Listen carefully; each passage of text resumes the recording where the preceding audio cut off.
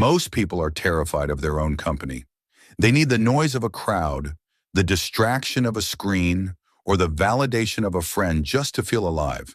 But there is a secret the 1% knows that the 99% fears.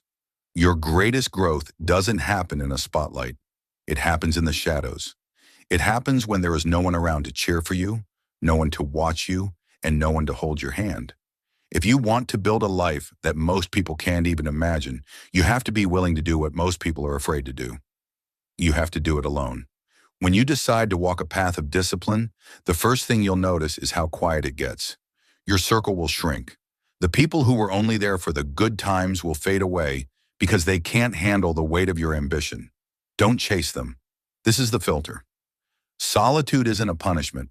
It's a preparation. It's the universe clearing out the static so you can finally hear your own voice. You aren't losing friends, you're gaining yourself. If you wait for a partner to go to the gym, you've already lost. If you wait for someone to validate your business idea before you start, you've already failed. By waiting for others, you are giving them the remote control to your destiny. Doing it alone builds a brand of mental toughness that can't be bought. It teaches you that you are enough. You are the architect, the builder, and the guard. When you learn to rely solely on your own discipline, you become unshakable. To master the art of being alone, you must start small.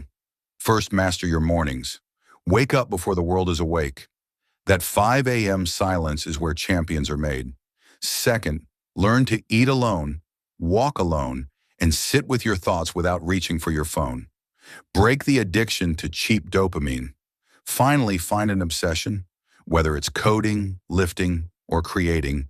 Find something that makes the silence feel like a sanctuary, not a prison. After 30 days of solitude, something shifts. You stop seeking approval. After 90 days, you stop needing it. You'll start to notice that the noise of the world doesn't shake you anymore. People's opinions become background chatter. You've spent enough time with yourself to know exactly who you are, and that self-knowledge becomes your armor. The person you're becoming doesn't need permission to exist. People will judge you for this. They'll call you antisocial, arrogant, or selfish. They'll say you've changed. Good. You have changed. You're no longer a slave to their expectations. When someone tells you that you've become different, what they really mean is that you're no longer available for their dysfunction. You're no longer willing to dim your light so they can feel comfortable in the darkness. That's not arrogance. That's evolution. The hardest part isn't the loneliness. It's when you start to see the gap between where you are and where you're going. It's when you realize that everyone in your life has been walking in circles while you've been climbing, and you have to keep climbing anyway. You have to keep working when no one is watching, keep improving when no one is measuring, keep believing when no one is validating. This is where the real strength is forged, in the gap between your vision and everyone else's understanding of what's possible. Here's what happens next. You become dangerous.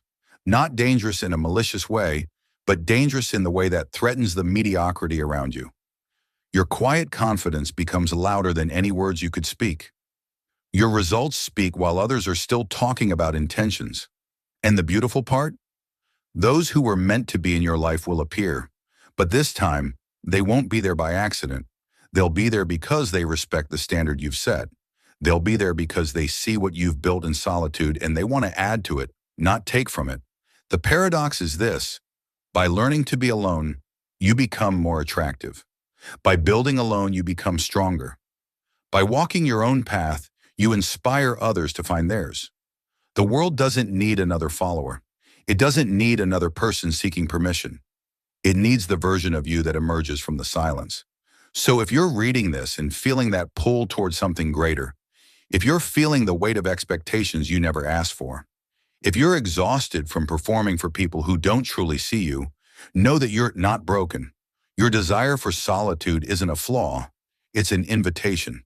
It's the beginning of something transformative. The 1% didn't get there by committee. They didn't build empires by consensus.